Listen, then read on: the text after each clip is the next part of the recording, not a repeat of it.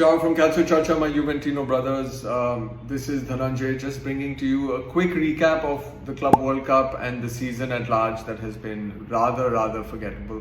When I look at what we did at the Club World Cup, the first initial games, it looked like you had really strung a team that was playing for each other, very excited to play under Trudeau. But also it exposed two things very clearly. Trudeau's tactical limitations and of course the depth in this team, so that was a little disheartening to see, which was very clearly exposed against Man City and Madrid. Though Madrid in the first half, I did think Juve gave a very good account of themselves, and there is something to look forward to as far as the link-up play, especially in attack with this team. And now that we have David coming in, that the depth is kind of being built in the correct manner. Trudeau, for me, the jury is still out on him. Tactically he does look a little limited. But you never know, with the right players, the way he'll probably, disguise those limitations is always play the players that best fit the formation. And I think that is something worth looking forward to. In attack, we of course have signed David. Kolo Muani seems to be next. There is also talk of Osimhen, though personally I feel like it's going to be one of Kolo and Osimhen, not both. It's going to be very hard to have both on our books. Vlaho, of course, is the case that, it's a very curious case. Hopefully, we are able to get rid of him.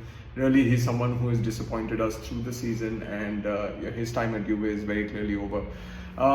With regard to the transfer market, there is, let's start with the defense. We're talking about the likes of Balerdi, even though that is dying down now. Marseille is currently talking to Villa, but they're not willing to include Balerdi in the deal.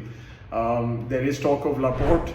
That's another name that I look forward to, and Hanchko. And Hanchko and Laporte are both very solid defenders. I think Laporte will probably be, he's currently earning 25 million in Saudi, but the transfer fee for him looks like about 15 million, and he's willing to obviously take a cut in the wages.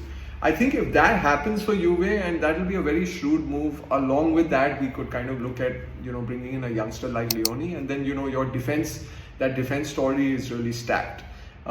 Looking at the middle, we had originally looked at kind of bringing in a more creatively led player, but now what it seems is that Trudeau wants Thuram to have more freedom, and we're going to look at a more defensive minded player. We're looking at the likes of Edison, if not himself. That is the story in the middle of the park, but we also have in attack, like I rounded up, we are very close to Jadon Sancho. He's willing to take the pay cut to come to Juve. He only wants Juve, so that has eliminated all competition from Turkey. That's a good thing for us. Jadon Sancho coming in does not eliminate Conceição. So we are looking rather stacked in attack. It's going to be a very exciting season to look forward to, and I look forward to sharing good news with you. Ciao.